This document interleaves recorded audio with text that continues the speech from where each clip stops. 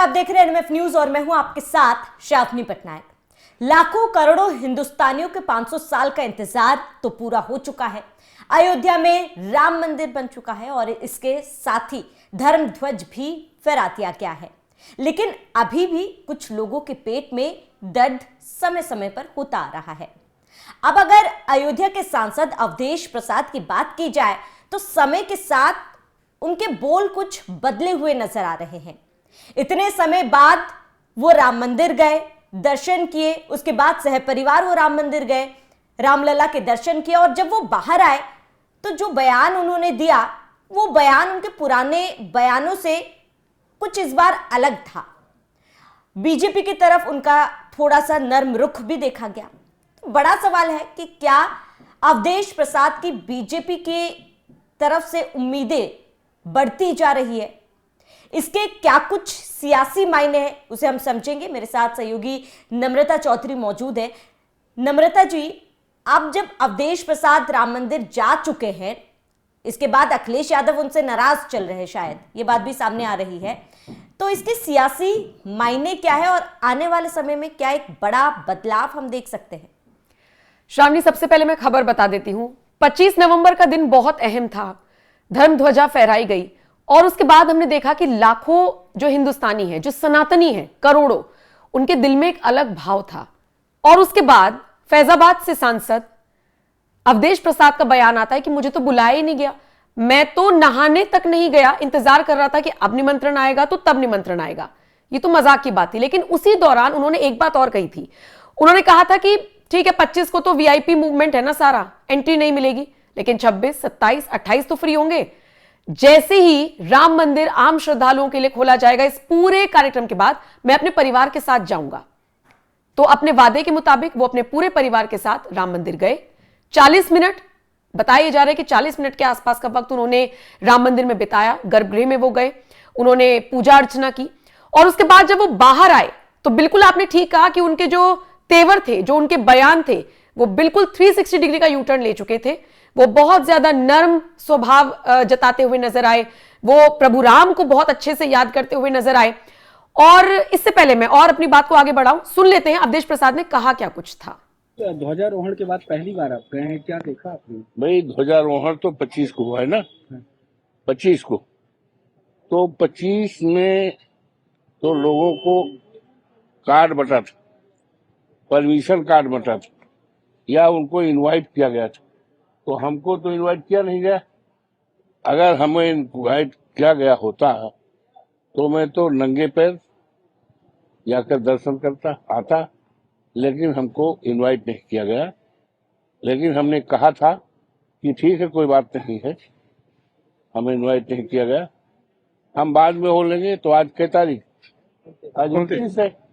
25 को नहीं आए तो आज 29 को आए, प्रभु श्री राम का दर्शन किया। और हमें नहीं, प्रभु श्री राम की जो जनता है, प्रभु श्री राम की जो जनता है, 25 में उनको भी आने नहीं दिया गया। उनके लिए भी रोक थी।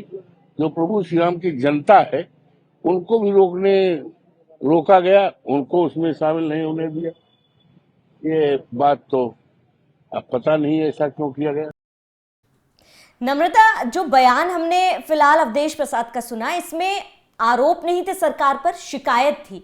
शिकायत तो हम अपनों से करते हैं कि मुझे बुलाया नहीं गया, और इसके साथ ही राम मंदिर की तारीफ करना, धर्म ध्वज की तारीफ करना, जो पहले अवधेश प्रसाद ने कभी भी नहीं किया था।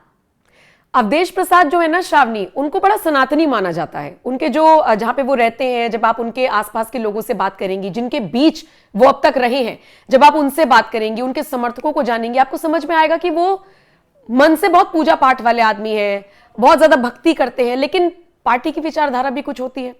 जब समाजवादी पार्टी के मुखिया दूरी बना लेंगे, जब वो राम मंदिर नहीं जाएंगे, तो फिर पार्टी के बाकी नेता क्या करेंगे? तो पहली चीज तो ये कि पार्टी लाइन से अगर इधर उधर होंगे तो खतरे में उनकी कुर्सी पड़ सकती है। और इसका अंदाजा आप इसी से लगाइए कि खतरे में पड़ गई है उनकी कुर्सी। और ऐसा मैं इसलिए कह रही हूं क्योंकि लंबे वक्त से पहले भी उनकी मुलाकात नहीं होती थी, थोड़ी ना रोज रोज जा जाकर ये लोग मिल रहे हैं। लेकिन अब तो अखिलेश यादव मिलने का टाइम ही नहीं दे रहे हैं। मतलब हुआ ये कि जब अवधेश प्रसाद राम मंदिर पहुंचे, राम मंदिर से आने के बाद उनकी ये बयानबाजी हो गई। तो उन्हें खबरें मिली कि जी अखिलेश यादव नाराज हो गए हैं, तो उन्होंने बात करनी चाहिए, अखिलेश यादव ने मना कर दिया। सूत्रों के हवाले से यह भी खबर है अलग अलग नेताओं से मिल रही हैं, अखिलेश यादव के करीबियों से मिल रही हैं। बाकी राजकुमार भाटी के साथ जो उनकी मुलाकात हुई वो तो सबको पता है, उनके घर पर जाकर मुलाकात की। तो राजकुमार भाटी ने उनको यह मैसेज दिया कि आप बागी तेवर क्यों अपना रहे हैं। अब आप इसी से अंदाजा लगाइए, राम मंदिर जाना मतलब बागी तेवर अपनाना, मतलब उनकी आस्था है प्रभु श्री राम में। अब तक उन्होंने अपना मन कचोट कर रख लिया होगा, लेकिन अब उनसे शायद नहीं सहन हुआ, उनको लगा। दूसरी चीज, उन्होंने अपने बयान में यह भी कहा कि भाई देखिए, जिन हिंदुओं ने मुझे जिताया, जिन लोगों ने मुझे जिताया, प्रभु श्री राम का आशीर्वाद है, वो ये भी जिक्र कर रहे हैं। और सबसे अहम बात श्रावणी, पता नहीं क्यों ऐसा कहा जा रहा है और मुझे लग रहा है कि शायद ये चर्चा होनी भी चाहिए कि अभय सिंह हो गए, पूजा पाल हो गए, क्या अगला नंबर अवधेश का होगा। और एक और बात मैं यहां पर ऐड ऑन करना चाहूंगी, वो ये कि अवधेश प्रसाद, आपने बिल्कुल ठीक कहा, नजदीकियां हो सकता है बढ़े। सबसे अहम चुनौती और जो मन है अवधेश प्रसाद का, वो ये है कि वो अपने बेटे को विधायक के तौर पर देख ले। तो 2027 में यूपी में विधानसभा चुनाव होने हैं, प्लस 2029 में भी वो अपनी सांसदी बरकरार रखना चाहते हैं। अयोध्या में भव्य राम मंदिर बनकर तैयार हुआ, बावजूद उसके जब अवधेश प्रसाद समाजवादी पार्टी के टिकट पर जीत गए तो भले ही अखिलेश यादव ने उनको अयोध्या का राजा कह दिया था, लेकिन अब अवधेश प्रसाद समझ रहे हैं कि ये अयोध्या की जनता अब इन 5 सालों में किसके खेमे में जा रही है। तो कोई बहुत बड़ी बात नहीं है, चुनाव से पहले अगर ये पाले बदल दिए जाएं तो कोई बहुत बड़ी बात नहीं होगी। बिल्कुल नम्रता, और अवधेश प्रसाद कहने के जैसे कि आपने जिक्र किया कि उनके बेटे को वो कई समय से चाह रहे कि वो विधायक बने और शायद इसीलिए वो एक प्लॉट तैयार कर रहे हैं। लेकिन आप नम्रता, यहाँ पर मेरा एक ये सवाल है, क्योंकि इस बात का जिक्र भी आपने बीच में किया कि क्या राम मंदिर जाना बागी तेवर अपनाना है। अखिलेश यादव क्यों नाराज हो गए, खुद तो जान नहीं रहे, क्या वो चाहते कि बाकी लोग भी अपने धर्म के प्रति जो उनके मन में आस्था है वो छोड़ दे, क्योंकि वो तो मजार मजार घूम रहे हैं, मंदिर वो गए नहीं, अब उनके पार्टी के कार्यकर्ता नेता जा रहे हैं, तो अखिलेश यादव को दिक्कत हो रही है। मुस्लिम वोट बैंक इतना जरूरी है, इतना जरूरी ये समझ लिया है नेताओं ने। आप अंदाजा लगाइए कि एक मौलाना अखिलेश यादव की पत्नी चुनी हुई सांसद को कैसे शब्दों का इस्तेमाल किया था जब वो मस्जिद के अंदर गई थी। मैं तो वो शब्द यहां बोल भी नहीं सकती, उन शब्दों का इस्तेमाल किया, वो भी तब जब डिंपल यादव साड़ी में थी, प्रॉपर यहां तक का उनका ब्लाउज की उनकी वो जो ये स्लीव्स थी वो यहां तक थी, और फिर ऐसे शब्दों का इस्तेमाल हुआ। और उस मौलाना के खिलाफ क्या बोले अखिलेश यादव, खुलकर क्या बोले। यहां तक कि एनडीए के जितने भी नेता थे वो संसद के बाहर प्रोटेस्ट कर रहे थे डिंपल यादव के लिए, लेकिन कोई बोला तो नहीं। ये है मजबूरी। रही बात अखिलेश यादव की, बिल्कुल आपने ठीक कहा कि वो मजार मजार जा रहे हैं। हमने देखा जो अक्सर भड़क जाती है पेपराजी पर, जया बच्चन, वो भी वहां बड़े सौम्य स्वभाव से गई हुई है। बाकी डिंपल यादव भी है, अखिलेश यादव भी है। मुझे ऐसा लगता है, मैं कितने नेताओं से बात कर चुकी हूं, जैसे अगर मैं लेटेस्ट एग्जांपल आचार्य प्रमोद का दूं, मेरे साथ पॉडकास्ट किया उन्होंने और उसमें उन्होंने कहा कि मैं अखिलेश यादव को हिंदू विरोधी मानता ही नहीं हूं। ये सत्ता, ये कुर्सी, ये वोट बैंक आपको इतना कठोर बना देती है कि आप हैं नहीं वैसे, लेकिन आपको दिखना पड़ता है। अखिलेश यादव जब बैठे हैं, मेरे ख्याल से इफ्तार पार्टी का शायद वो नजारा है जिसमें वो बाकी आजू बाजू देख रहे हैं, तो सब लोग ऐसे कर रहे हैं, तो अखिलेश यादव भी ऐसे कर लेते हैं, और जैसे ही वो चीज खत्म होती है तो ये आपकी सनातनी विचारधारा जो सब जानते हैं, लेकिन ये सिर्फ वोट बैंक है। हाँ, लेकिन मुझे ऐसा लगता है कि अब वक्त आ गया है कि अब कम से कम अपने नेताओं को तो फ्री कर देना चाहिए। आपको जहां जाना है एटलीस्ट आपकी वो छवि तो ना बने जो बनी हुई है।